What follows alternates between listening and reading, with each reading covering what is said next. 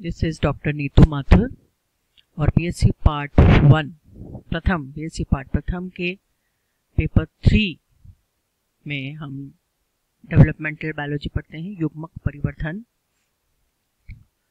उसी में हमने अभी तक युग्मकों का निर्माण, उनका निषेचन, उनमें विदलन के बाद में उनमें किस प्रकार से ब्लास्टुलेशन की प्रक्रिया होती है, किस प्रकार से गैस्टुलेशन की प्रक्रिया होती है, किस प्रकार से मॉर्फोजेनेटिक मूवमेंट्स होते हैं, ये सब देखा। उसी के कंटिन्यूएशन में अब जो अगला टॉपिक है वो है भ्रूणीय प्रेरण। भ्रूणीय प्रेरण या एम्ब्रियोनिक इंडक्शन। जब हम फेट मैप्स पिछली क्लासेस में हम पढ़ चुके हैं तो हमने देखा कि वो खाली हमको ये नॉलेज देते हैं कि अलग अलग एरियाज में कोशिकाएं किस प्रकार से अपना भविष्य निर्धारित करती हैं कि किस प्रकार से एम्ब्रियो का डेवलपमेंट होना है, नॉर्मल एम्ब्रियो का डेवलपमेंट होना है। लेकिन जो सेलुलर कंपाउंड्स होते हैं, जो भी कोशिकीय पदार्थ होते हैं, उनके बारे में हमें उनकी क्षमताओं के बारे में पूरी जानकारी फेट मैप से नहीं मिलती। तो डेवलपमेंटल बायोलॉजी की अगर हम बात करें तो परिवर्धन जैविकी में ये बहुत ज़रूरी होता है कि जो भी कोशिकाएं हैं भ्रूणीय अवस्था में, उनका भविष्य का हमें पता हो और उनकी कैपेबिलिटीज़ का या पोटेंशियलिटीज़ का पता हो कि ये क्या करने में सक्षम है कोशिकाएं, और ये सब जानना बहुत ज़रूरी होता है। उसी प्रक्रिया को हम डिटर्मिनेशन बोलते हैं, निर्धारण करना। कोशिकाओं का निर्धारण होना ज़रूरी होता है। तो अगर ये देखने के लिए कि ब्लास्टुला का एक पर्टिकुलर पोर्शन प्री डिटरमाइंड है क्या, मतलब कि उसका ये पता है कि आगे चल के किस पार्ट का निर्माण करने वाली है शरीर में, तो इसके अंदर ये जानना बहुत ज़रूरी होता है। इसलिए कई सारे ऐसे एक्सपेरिमेंट्स निकाले जाते हैं जिनसे कि कोशिकाओं का भविष्य जो है, या उसकी कैपेबिलिटीज़ या उसकी क्षमताओं के बारे में, या कोशिकाओं के डिटर्मिनेशन के बारे में हमको जानकारी प्राप्त हो सके। और इन्हीं में जो सबसे कॉमन एक्सपेरिमेंटल अप्रोच है, जो प्रक्रिया है, वो है ट्रांसप्लांटेशन। ट्रांसप्लांटेशन जो प्रक्रिया है बहुत इम्पोर्टेंट है। उसमें क्या किया जाता है कि जो एम्ब्रियो होते हैं उनको अलग अलग, उनकी जो अलग अलग स्टेजेस होती हैं, प्रावस्थाएं होती हैं, उनके छोटे छोटे टुकड़े एम्ब्रियो में से काट दिए जाते हैं और फिर उसी एम्ब्रियो के अलग अलग लोकेशन पर उनको ट्रांसप्लांट करते हैं, प्रत्यारोपित कर देते हैं, या फिर दूसरे एम्ब्रियो के अंदर उनको प्रत्यारोपित कर देते हैं। तो जब डिफरेंट लोकेशन, एक ही एम्ब्रियो के डिफरेंट लोकेशन में उन्हें प्रस्तापित किया जाता है तो उन्हें हम ऑटोप्लास्टिक इम्प्लांटेशन बोलते हैं। अध्यारोपण या प्रत्यारोपण कहलाता है। लेकिन अगर दूसरे एम्ब्रियो में उसको प्रत्यारोपित करते हैं, सेम एम्ब्रियो में नहीं करते हैं, तो उसे होमोप्लास्टिक इम्प्लांटेशन कहते हैं। लेकिन अगर एक ही स्पीशीज, जीनस की स्पीशीज में किया जाता है तो वो हेटेरोप्लास्टिक कहलाता है। और अगर सिमिलर स्टेज के एम्ब्रियो की अलग अलग स्पीशीज में किया जाता है तो उसको जीनोप्लास्टिक इम्प्लांटेशन कहते हैं। ये सी है, ये जीनोप्लास्टिक इम्प्लांटेशन। और जिस एम्ब्रियो में से पार्ट रिमूव किया जाता है उसको दाता या डोनर कहते हैं, और जिसमें लगाया जाता है उसको होस्ट कहते हैं, या वो ग्राही होता है। ये प्रत्यारोपण की या ट्रांसप्लांटेशन की जो प्रक्रिया है वो बहुत कॉम्प्लेक्स है और इनवर्टिब्रेट्स में ज़्यादा इजीली हो जाती है और वर्टिब्रेट्स में डिफिकल्ट होती है। और इसमें ज़्यादातर सक्सेस मिली है सैलामेंडर में और फ्रॉग में, एम्फीबियन के जंतु हैं, इनमें मिली है ट्रांसप्लांटेशन के रिजल्ट, इनके अंदर मिले हैं। और सबसे सूटेबल जो एग्जाम्पल है वो एग्जाम्पल दिया हैंस स्पीमैन ने 1918 में। देखिए उन्होंने क्या किया था कि एक्टोडर्मल रीजन को उनका डिटर्मिनेशन करने के लिए कि इनसे किन किन क्षेत्रों का निर्माण होता है, एपिडर्मल और न्यूरल एरियाज के एम्ब्रियो के, न्यूरल मतलब मस्तिष्क से रिलेटेड एरिया जो है, तंत्रिकीय। तो उन्होंने इस पर मैंने परफॉर्म किया हेटेरोप्लास्टिक ट्रांसप्लांटेशन एक्सपेरिमेंट। लेकिन उन्होंने क्या करा, दो रिलेटेड स्पीशीज ली, समान प्रजातियां ली, एक दूसरे से समान जो होती थी सैलामेंडर की, जैसे कि ट्राइट्रस क्रिस्टेटस और ट्राइटस टेनिएटस, दो सैलेमेंडर की दो प्रजातियां ली।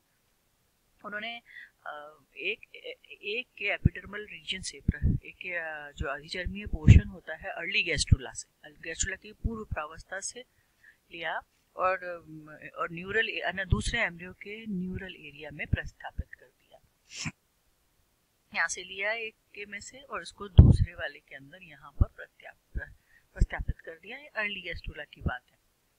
उसके बाद में क्या हुआ कि न्यू सिचुएशन में जो ट्रांसप्लांटेड मटेरियल था वो पहले तो न्यूरल प्लेट बना, ठीक है, ये न्यूरल प्लेट बना है ट्रांसप्लांटेड एरिया,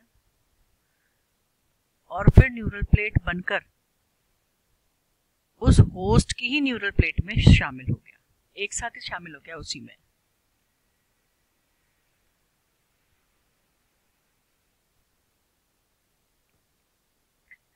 अब जो ट्रांसप्लांटेड पीस था वो खाली न्यूरल टिश्यूज में ही डेवलप हुआ, लेकिन जब वही टुकड़ा न्यूरल एरिया का एपिडर्मल एरिया में दूसरे एम्ब्रियो में डाला तो क्या हुआ कि डिफरेंट एपिडर्मल टिश्यूज के अंदर वो परिवर्तित हो गया। तो ये पता चलता है कि एम्ब्रियोनिक स्टेज में जब ट्रांसप्लांटेशन किया जाता है नर्वस सिस्टम के अंदर, तो जो एपिडर्मिस से जो अधिचर्म है उसका भविष्य निर्धारण नहीं होता कि नॉर्मल प्रिजम्पटिव जो होते हैं prospective significance under experimental condition, तो उसके अंदर एम्ब्रियो के अंदर एक कैपेसिटी होती है कि वो डिफरेंशिएट हो जाए अलग अलग तरीके से, इसलिए इसको हम प्रोस्पेक्टिव पोटेंसी कहते हैं। जब इसी तरह का एक्सपेरिमेंट जो किया वो लेट गैस्ट्रुलेशन से किया तो हमको बिल्कुल ऑपोजिट रिजल्ट मिले। अर्ली गैस्ट्रुलेशन में तो क्या हुआ था कि वो शामिल ही हो गया होस्ट की कोशिकाओं में, डोनर का कोशिकाएं न्यूरल रीजन की, लेकिन जब लेटर गैस्ट्रुला के अंदर डोनर एम्ब्रियो का जो न्यूरल रीजन है उसको डिफरेंट लोकेशन में लगाया, वो भी लेट गैस्ट्रुलेशन था, तो फिर वो एक ब्रेन और स्पाइनल कॉर्ड में परिवर्तित हो गया, यानी कि दो हो गए उस जंतु के अंदर। अगर अर्ली गैस्ट्रुला में लेते हैं तो वो होस्ट की कोशिकाओं में ही शामिल हो गया, डिफरेंशिएट नहीं हो पाया, वो अधिचर्मीय कोशिका या एपिडर्मल कोशिकाओं में ही परिवर्तित हुआ। लेकिन जब लेट गैस्ट्रुला में से निकाला तो वो एक अलग ही ब्रेन और स्पाइनल कॉर्ड बन गया। तो इसका मतलब ये हो गया कि जो लेट गैस्ट्रुलेशन होता है प्रेजेंट न्यूरल रीजन में, the capacity to differentiate according to the location is lost. तो इसलिए ये ऑब्वियस है कि बिटवीन अर्ली गैस्ट्रुला और लेट गैस्ट्रुला में कुछ फंडामेंटल चेंजेस होते हैं एम्ब्रियो के डेवलपमेंट में, है ना, prospective potency of the presumptive neural and epidermal region में। देखिए इस तरह से हुआ। लेट गैस्ट्रुलेशन के अंदर जब यहाँ से इस पहले डोनर होस्ट के लेट गैस्ट्रुला में से कुछ टिश्यू निकाल कर न्यूरल रीजन का जब हमने यहाँ पर होस्ट वाले में इस जगह पे लगा दिया तो इन्वेजिनेशन तो हुआ, लेकिन ये वाला पार्ट रह गया इन्वेजिनेशन में, अंतर्वलन में ये वाला पार्ट रह गया। देखिए वाला पार्ट रह गया, और ये दो तरीके से अंतर्वलन हुए। इस कोशिका की अपनी अलग प्रॉपर्टी है लेट गैस्ट्रुलेशन की, इसकी अलग प्रॉपर्टी है। दोनों ने ही इस तरह से न्यूरल रीजन नोटोकॉर्ड बना लिया अलग अलग जगह पर, और दो जंतु जो है वो इस तरह से बन गए, अलग अलग विभेदित हो गई कोशिकाएं। तो it is this stabilization of embryonic region which is termed as determination. ये जो तरीका है एम्ब्रियो का उसको डिटर्मिनेशन कहते हैं। जो इस प्रकार से जब निर्धारण हो जाता है तो वो निर्धारित एम्ब्रियोस कहलाते हैं। और इस डिटर्मिनेशन का जो कॉज है, जिस कारण से ये डिटर्मिनेशन हुआ है, उसको हम भ्रूणीय प्रेरण कहते हैं। प्रेरित हुई वो कोशिका तब वो डिटरमाइन हुई, तो वो कहलाता है एम्ब्रियोनिक इंडक्शन। तो it was evident that determination of the piece of ectoderm does not occur due to intrinsic factor. आंतरिक कारणों से कोशिकाओं में डिटर्मिनेशन नहीं हुआ था, बल्कि एनवायरनमेंट या लोकेशन जो हमने उसको दी थी उसके कारण से उसके अंदर डिटर्मिनेशन हुआ। जो हमने टिश्यू उसमें लगाया, जो गिवन एनवायरनमेंट होता है और लोकेशन जिसमें वो प्रेजेंट है, वो निर्धारित करता है कि किस प्रकार से इनका निर्धारण होना है। तो न्यूरल प्लेट का निर्माण हुआ। Contact of ectoderm with the roof of archenteron is necessary.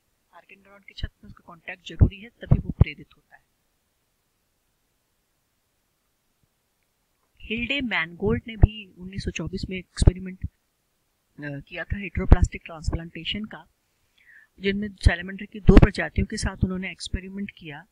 एक प्रजाति का जो डॉर्सल लिप था, पृष्ठीय ओष्ठ होता है ब्लास्टोपोर का, अर्ली गैस्ट्रुला का, ट्राइस्टस क्रिस्टेटस का, उन्होंने लेटरल लिप के अंदर, ब्लास्टोपोर के अंदर, दूसरे जंतु के अंदर, उसमें ट्राइटस टेनिएटस में इम्प्लांट कर दिया कि जो मेजर पार्ट था ट्रांसप्लांटेड पीस का वो इनवेजिनेट हो गया ब्लास्टोपोर से, होस्ट के, लेकिन एक नैरो स्ट्रिप रह गई सरफेस पे।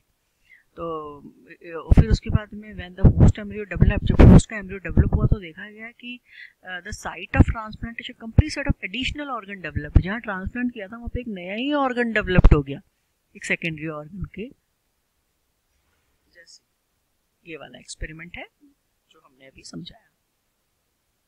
Now nature of induction. From the description of embryonic induction, it is evident that induction of the neural plate is caused by chorda mesodermal derm जो होती है। इंडक्शन प्रेरण किसके कारण हुआ? जो कि कॉर्डा मेसोडर्म प्रेजेंट है उस कोशिकाओं के कारण। जो प्रारंभ में अंतर्वलन हुआ था, जिसने डॉर्सल लिप बनाया था ब्लास्टोपोर का, अर्ली गैस्ट्रुला का, वो डिस्ट्रॉय हो गया कई मेथड से और एक लिविंग एम्ब्रियो में अलग ही जन्म हो गया। और जो डैड में थे उनके अंदर भी इंडक्शन की जो कैपेसिटी थी वो प्रेजेंट थी, वो लॉस्ट नहीं हुई थी। तो basic cause of induction was some chemical substance synthesized secreted by the inductors. खाली कोशिकाओं की उपस्थिति जरूरी नहीं है, उनके अंदर कुछ केमिकल्स साबित होते हैं जो कि इंडक्शन के लिए इंपॉर्टेंट होते हैं, जैसे कि lipid, steroids, organic acids, adenylic acids आदि, थाइमोन्यूक्लिक एसिड यानी linoleic acid, stearic acid, ribonucleic acid आदि। सिचुएशन जो है वो लेबोरेटरी कंडीशन की थी। तो बैलेंस्की के अनुसार, ये एक डेवलपमेंटल बायोलॉजिस्ट हैं, भ्रूण जैविक को पढ़ने वाले, उन्होंने भी बोला कि आर्टिफिशियल लेबोरेटरी कंडीशन में जो इंडक्टर सब्सटेंट होता है वो प्रोटीन कैटेगरी का होता है और आरएनए प्रेजेंट हो भी सकता है और इसकी रिक्वायरमेंट नहीं भी हो सकती है। ये हमने देखा कि इंडक्शन प्रेरण क्या होता है। प्रेरण कुछ कोशिकाएं हैं जिनको हम दूसरे गैस्ट्रुला अवस्था में अगर हम प्रतिस्थापित करें तो वो नई कोशिकाओं का जन्म हो सकता है उनसे। वो एक तरह का इंड्यूसर्स होती हैं, इंड्यूस करती हैं, प्रेरित करती हैं एम्ब्रियो को एम्ब्रियोनिक इंडक्शन के लिए।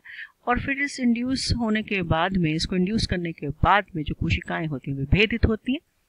तो this is all about embryonic induction या भ्रूणीय प्रेरण। और इस भ्रूणीय प्रेरण के बाद में जो नेक्स्ट टॉपिक होगा that would be primary organizers. Thank you.